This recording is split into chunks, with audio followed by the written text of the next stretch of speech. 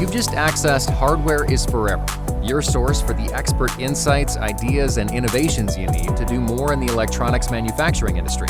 From optimization to operations, join us as we put the pieces together for a better approach to manufacturing.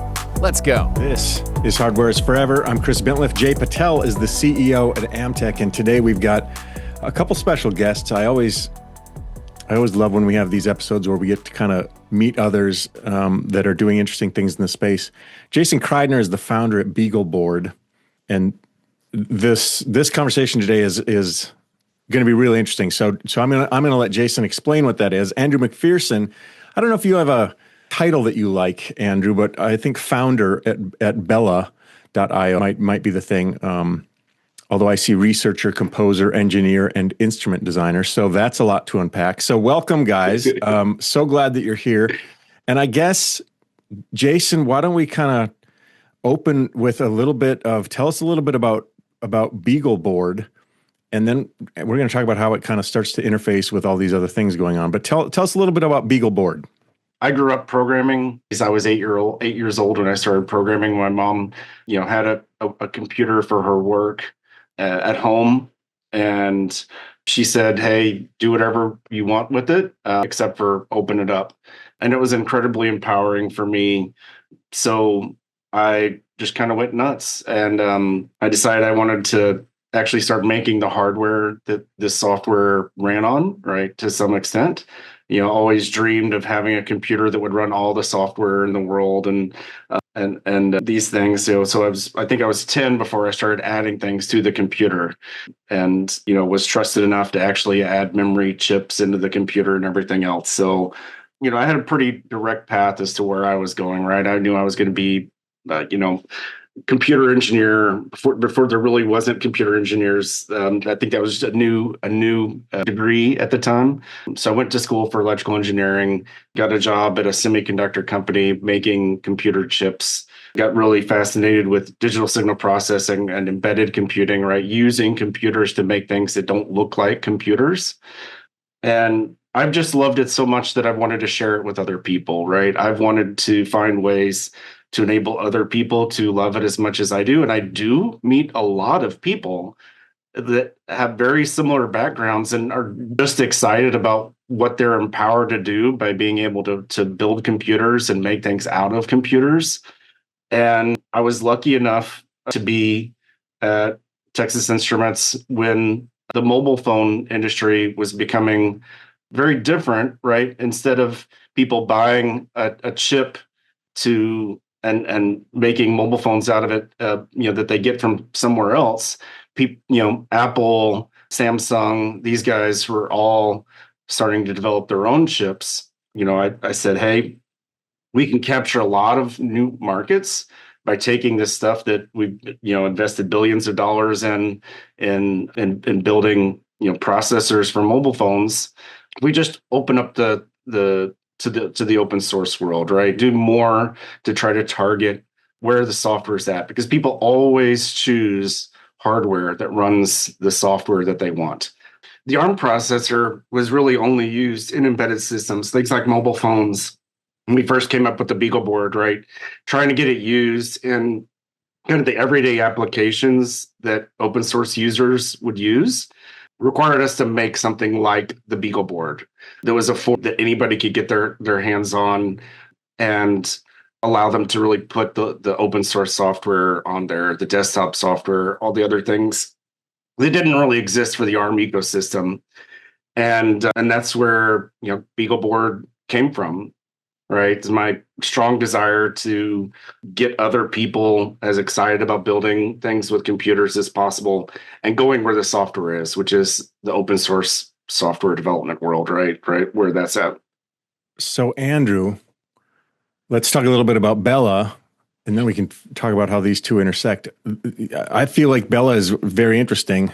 Talk us a little bit about what that is and why this happened for you, where this came from for you. Sure, absolutely. So I sort of wear two hats here. One as a co-founder of Bela, which is a company founded in 2016, making embedded audio computing products. And then my day job, as it were, is as an academic. At the moment, I'm a professor at Imperial College London, which is where I'm calling in from today.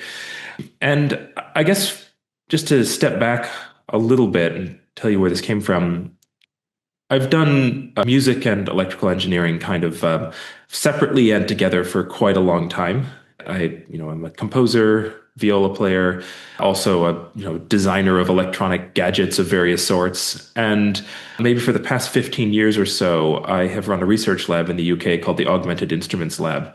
The Augmented Instruments Lab is all about building new musical instruments. Oftentimes, they're instruments that, in some manner, have kind of one foot in a musical tradition, like pianos and violins and such, and the other foot in some kind of new experimental electronic practice. So the idea of the augmented instrument in that case is, something that is a traditional instrument, but it's also more than that because you put in sensors and actuators and embedded computing to, in some manner, expand the capabilities of the instruments. So I guess Bela is coming out of that environment, a place in which we're trying to, develop new musical practices around new music technologies, but also take the kind of music making aspect of it really seriously. Now, one of the things that taking music seriously means is that you really have to respect the constraints of musical performers. One of the big ones there is latency. Latency is a total killer for instrumental performance. It's a really obnoxious feature of a lot of interactive digital systems, including things that run on really expensive laptops and phones. And so maybe around 10 years ago, I was doing a number of different projects around designing new instruments. And one of the things that I realized that I needed for the instrument projects at the time was something that I could do audio processing in an embedded device, but with extremely low latency. We're talking like around 1 millisecond end to end. So at the time, there wasn't I didn't have a platform called Bela. I just had a particular research project in my lab. I want to build this particular instrument, which we call the D-Box. I won't get into that, but it was a sort of experimental instrument that you can make all sorts of strange and squirrely noises with feedback between hardware and software. And I needed this technical platform on which, I could get these kinds of low latency audio processing. And so I started looking around, and at the time, BeagleBone Black was really sort of best in class for reasons I'm sure we'll get into a little bit later on. Yeah, absolutely. Absolutely. So good. And so, together with my collaborators in the lab, I started, building this instrument. And having finished that research project, we realized that the kind of technical foundations of it were actually useful for a whole lot more than just that one instrument. So we started using it with other instruments in our lab. We started using it for teaching digital signal processing. Started, working with collaborators outside of our university, and it kind of just grew organically a bit. That this environment for doing real-time audio processing on BeagleBone just turned out to have a lot more utility. And so then, come 2016, we decided it was time to put it out there in the world properly. So we ran a Kickstarter crowdfunding campaign, and that was where, Bela sort of formally, publicly started. And that went very well. Got a lot of boards out there into the world, spun out a company in, toward the end of 2016. And there's a lot more to the story than that, but that's where it came from. Fascinating stuff. And so Jason, BeagleBoard is boards and technologies and resources that are open source, a community that feeds that. I feel like Andrew's use case is really interesting. Is that, I don't know, talk to us a little bit about what that, no, we see this and we see this and we see this. Like what are some of the more interesting use cases that you see kind of all the time that's like, oh, that's cool that somebody's doing that. Like that's an inventive thing to be thinking about. It's hard for me not to really spin out on that, talking about it being used by the Jet Propulsion Laboratory for building Europa rover prototypes or building satellite networks. But one of my favorite things is when people really do start businesses around Beagle, right? So, and that's exactly the point, right? We want to try to enable more people to do this, and that means doing it for a living to a great extent, right? So places where we're providing something that enables people to go out and create something compelling to a broader market rather than just a research project, right? So it's fun to talk about how the Fermilab folks use it for all their data collection, right? They standardize it. And so part of what makes Bela interesting to me is the fact that they have gone out and made a business at it. But even more importantly, they've kept their stuff open, right? And they've created these amazingly easy to use tools for people who aren't embedded engineers to go and actually use audio to the creation of musical instruments, to start exploring what you can do in code, right? And in a physically interactive environment, right? From very simple code to stuff that you can hear. Like when I first saw the lightsaber demo, right? So somebody took a cardboard tube, you take a small Bela with an accelerometer, and you start synthesizing the sounds of this, of the lightsabers in this cardboard tube swinging around. It's pretty magical, right? And the code for it, isn't overwhelming, right? It's something that a high school kid can pick up and learn about and start moving things forward, right? So it's extremely empowering, right?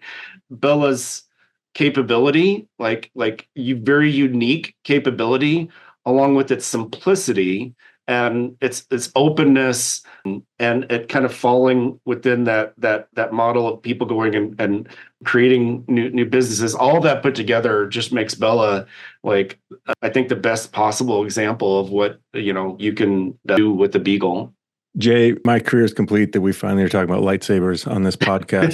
So I think we should just stop now and say thanks, everybody. It would not have happened with me. So I'm glad we have some guests. How did these guys cross your path? I can only imagine there's many ways, but this is an interesting kind of synergy. It taps into so many things that, you're about, open source and obviously design of these things. But how did this come to your radar, and what's interesting to you about it?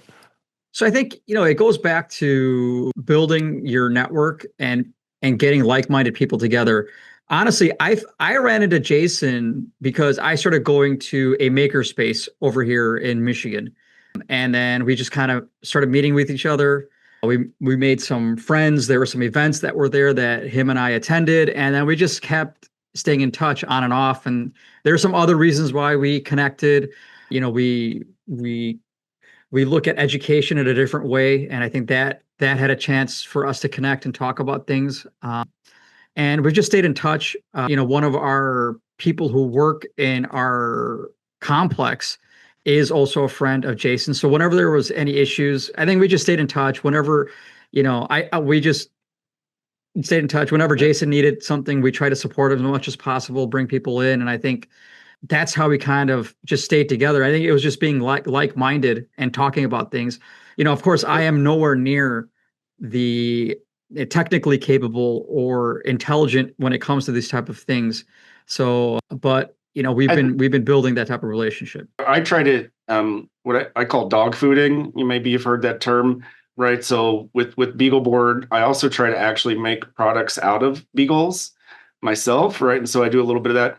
And Jay has recently started building some products, based around Beagle technology, right? So I've taken what's inside the open hardware Beagle Connect Freedom, and we're using it to make real sensors, right? So, right, and I think dog fooding is really important for open source technologies, right? And really understanding your users. Dog fooding, if you aren't aware, is when you kind of use your own technology to build new technology.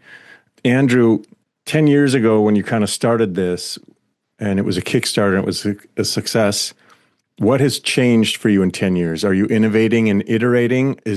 Are you doing things you didn't expect you'd be doing? Are you leveraging Beagleboard in a way that is consistent with what you kind of envisioned, or is it not like that? I don't have a vision. I'm just hanging on for dear life, and we're seeing where this goes. What's your path like? Oh, I think it's always a winding path. And I think, one of the things that's the most exciting about, providing a kind of infrastructure for other people is you just see the kind of things that come back, and you're really, you're surprised and you're really pleased to see the diversity of stuff that people are doing. So, I'm coming from a space of sort of, music and sound art. And of course, that is one of the core communities of Bela users still. And, we have a a Bela blog where we feature a lot of projects from the community, and some amazingly kind of well designed and well produced stuff is there. I think we have over 100 entries of things at this point from people around the world using it. It's been really cool to see it being used in teaching a lot. Different people using it to teach music classes, to teach signal processing, interaction design. That's been really fulfilling. And then, it has gotten taken up, Bela itself, of course, has been taken up into, various commercial products, which benefit from the real-time signal processing capabilities, be that audio data or other kinds of sensor data. And, so it's not all necessarily limited exclusively to the music market. And I think it's just interesting to see what people do. And, of course, the platform itself has continued to evolve in the 10 years since we launched it. I mean, we just in the past year launched our first, biggest overhaul in quite a while, which is called Bela Gem. And this is based on the new PocketBeagle 2, which is a fabulous little board. And this has been really useful for us for a whole variety of reasons. I mean, it's substantially upgraded kind of hardware. But, I think one of the things that PocketBeagle 2 does really well, which is also, it's also been a characteristic of Beagle products from the beginning, is that the I/O is amazing. You can do so many things. It's really designed for integration. And I think that there's an ethos here. And it's an ethos, I guess, we're trying to maintain in the way that we present Bela as well, which is that, it doesn't have to be incredibly forbidding that if you don't want to read a 5,000 page technical reference manual, you can't get Hello World to run. At the same time, you don't want the Beagle products, they don't talk down to you either. They're like, what? You want this expansion? Here it is. You want this, this interface? There it is. All the documentation is there. The pins are there on the board. It's, it's kind of ready to go into things and just to work. And we've tried to keep that up with the way that we present Bela as well. So in terms of, all right, you don't have to compromise between being able to write some audio code really simply to get up and running, and also to have that audio code run with really high performance. So, that's a thing it's required a kind of constant attention, I think, to maintain that sort of balance between having things that are powerful, flexible, open, but also not completely forbidding. So, for us, that's involved some hardware design, the big hardware design being the Bela Gem this past year, but then also a lot of software attention, especially, maintaining this, kind of self-hosted IDE. Yeah. So, you just connect the board to your computer, and then you've got a, very easy IDE for writing your audio code right out of the box. I want to point out that they're both being very humble, right? And innovation is really always something that happens elsewhere. I don't know if you've heard that phrase, but it really is true. We're all building on the shoulders of giants, right? And there's kind of a right way to do it. And it's nice to see, Andrew, kind of what I would call doing it the right way, right? Enabling, real, vertical commercial opportunities, but doing things in a way that makes things simple for people to get started. But then, just like he says, Beagle doesn't talk down to, Bela doesn't talk down to folks. You can really peel back the layers of the onion and learn about how they're building on top, and really get down to the nitty gritty and extend that to really solve whatever problem, that you face, right? And so I feel there's kind of right ways and wrong ways to kind of build on top of other people's innovation. And when you start hiding it under your own kind of veneer, that veneer gets very fragile, right? So, we try very much not to do that, right? It's like we're building on top of Linux, we're building on top of other open source technologies, and we try to expose those as directly to users as possible, right? How important is the community, Jason, in driving innovation, in supporting each other and doing things that other people are trying to get done and don't know how to do, from, I guess, as we're kind of talking about, I'm new to this, help me out, to I'm trying to do something really sophisticated. What is that like for you to be a part of something that is so much bigger than you? But what is that community like? For me, a lot of it is about kind of sharing. I talk about dog fooding, but sharing the challenges and the rewards, right? So a lot of us are very motivated to see other people learn about technology, learn about how to use it, build things out of it.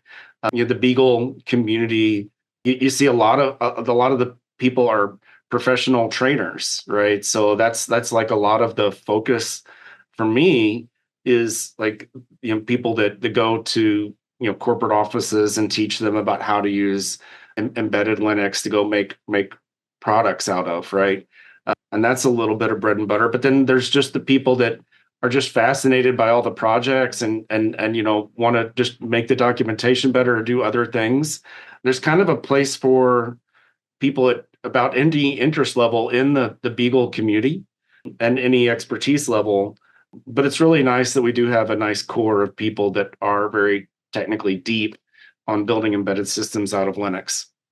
Andrew, when you're innovating, like when you kind of are road mapping, do you respond to new innovations from BeagleBoard, or do you have a thing in your mind or a thing that you're working on and you go to the community or to BeagleBoard and say, hey, how can we? Or is it both, or how does that work? It probably is both, really. I mean, Bela Gem happened because PocketBeagle 2 happened, and it was exactly the thing that we needed at the time that we needed it.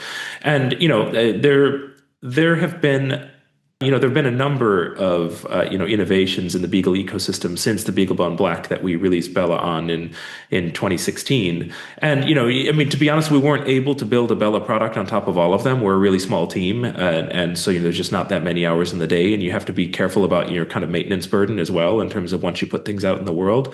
So we'd had a number of different directions that we'd explored, but I think it was just a confluence of factors with PocketBeagle 2 that really was like, yes, this is the one, and we're going to really dive into this. And I think that's been a really good decision. I'm really happy with how that came out. And yeah, we do absolutely respond to what our community is telling us. And we had a debate for a lot of years around kind of how much should we prioritize, kind of looking into the directions that are kind of increasing CPU capacity, compared to the 1 gigahertz processor that's on the BeagleBone Black versus, how much does that really matter or not? And for a lot of years, I really thought, honestly, just listening to the community doesn't really matter. It's so much more powerful already than, so many other things that are out there. And, we're getting the latency performance that we need. People aren't really hitting the limits of that. So, you don't just do it just for the sake of specifications. You do it because people have real practical needs.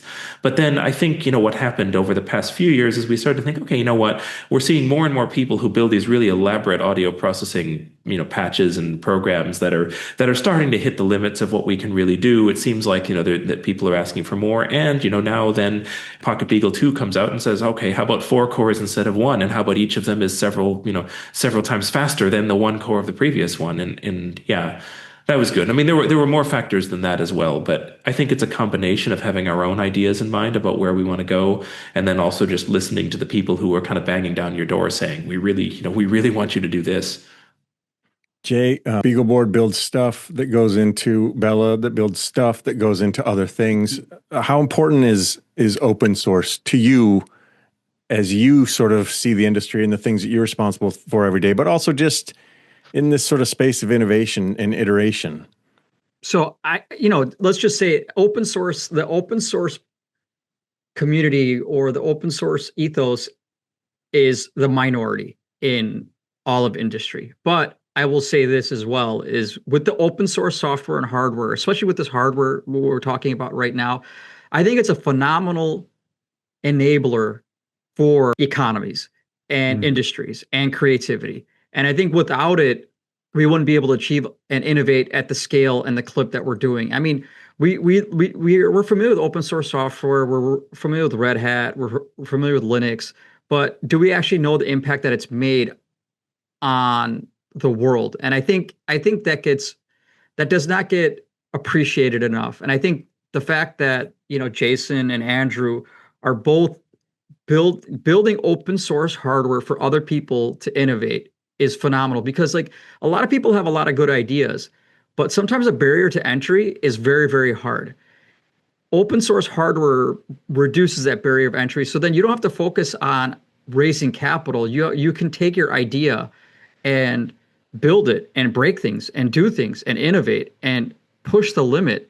I mean, the applications that Jason talked about, the scientific applications, the academic applications, are phenomenal, right? That gives access to so many people, and that allows these things to happen at a cost that may not have been feasible otherwise, or they may have had to cut something else out because they had to invest in this.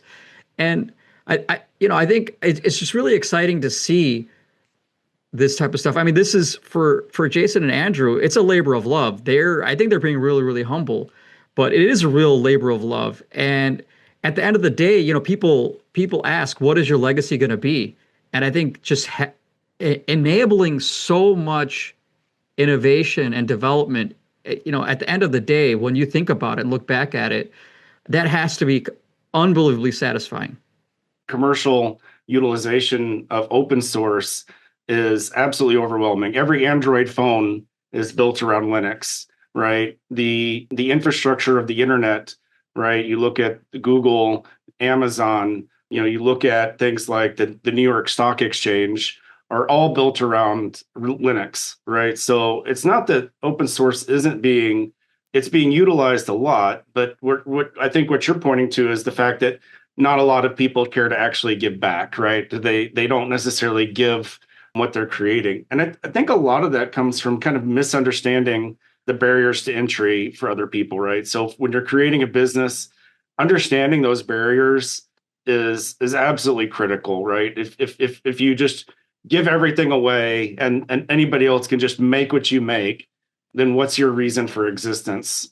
To clarify, I work in the closed source world. So everything I build is closed source. So that's my perspective a little bit. My whole business runs on closed source.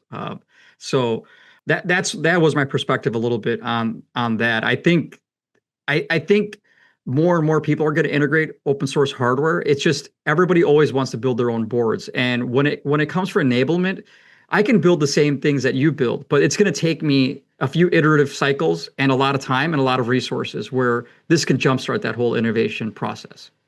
I think you both make really good points about this sort of barrier to entry, and it's around building a company, it's around building a product, it's around learning a thing, it's around somebody is going to be the next something because they were able to start tinkering with something. And as Jay points out, it didn't take a whole bunch of IP to do it. It was something that could be sped along because of open source. I'm so grateful for both of you, for Andrew and Jason for joining us today, but also just your sort of stakeholder leadership in this whole kind of point of view on what can we do with the stuff that a community essentially is driving. I think that's fascinating. And I think that there's a lot to learn there. And I hope that you'll both come back, even independently, and pick the ball up a year from now or something, and let's see how it's going and what's new and what's different. Jason Kridner is at beagleboard.org. Andrew McPherson is at bela.io, BELA. Jay Patel is at buildamtech.com. Guys, thank you so much. It's been a great conversation, and it's getting late over there in the UK, Andrew, so appreciate you staying up late with us. And thanks, guys. We'll talk again another time. Thanks for joining us, and a special thanks to our subscribers and followers. Consider becoming one today wherever you get your podcasts or on YouTube.